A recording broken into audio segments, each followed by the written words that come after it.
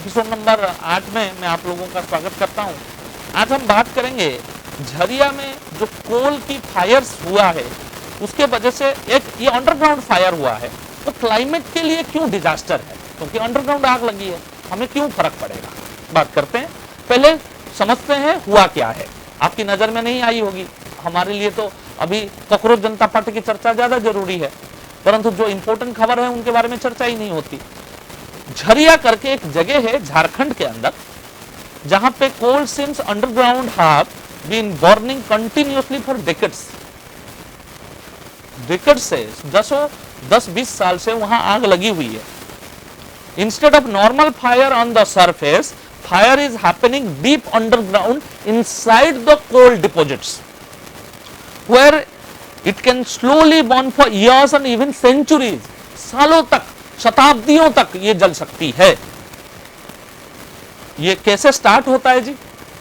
Interesting है। Mining accident हो जाता है तब ये आग लग जाती है। कोल जो सीम्स हैं वो एक्सपोज होती है तो फायर कैच कर जाता है। कोर माइंस की मैनेजमेंट होता है तब भी फायर कैच कर जाता है। ऑक्सीजन अंडरग्राउंड क्रैक्स में एंटर करता है तब भी ये हो सकती है।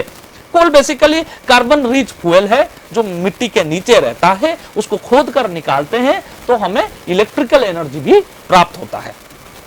अब साइंटिस्ट वरीड क्यों है, इतने सालों से जल रहा है तो बर्न हॉटर देन एक्सपेक्टेड। जितनी स्पीड से उसे जलना चाहिए उससे ज्यादा तेजी से वो जल रहा है। ग्रीन हाउस गैसेस वो निकाल के बाहर फेंक रहा है। कार्बन डाइऑक्साइड और मीथेन ये दोनों वहां से निकल रहा है। कार्बन डाइऑक्साइड प्लैनेट को गर्म कर देता है, मीथेन जो है वार्मिंग गैसेस की तरह काम करता है।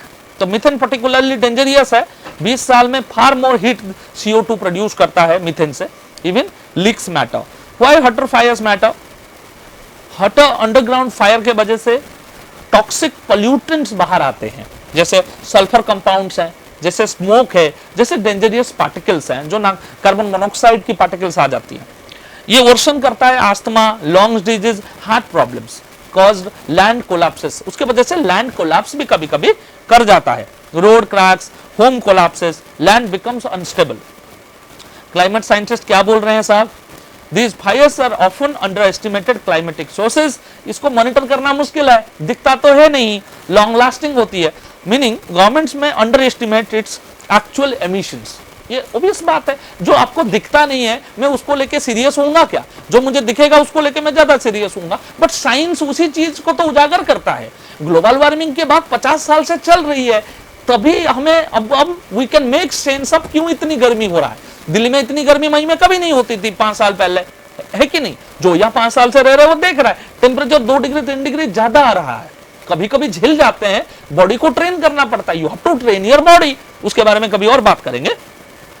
Jharia represents hidden climatic issue, जहां में old industrial damage can continue harming people and planet for generation. We need solutions. There is no solution for this. I'm sorry to say this. Research is going on, but there is no solution. Solution होते ही मैं आप तक पहुंचूंगा। अभी के लिए नमस्कार।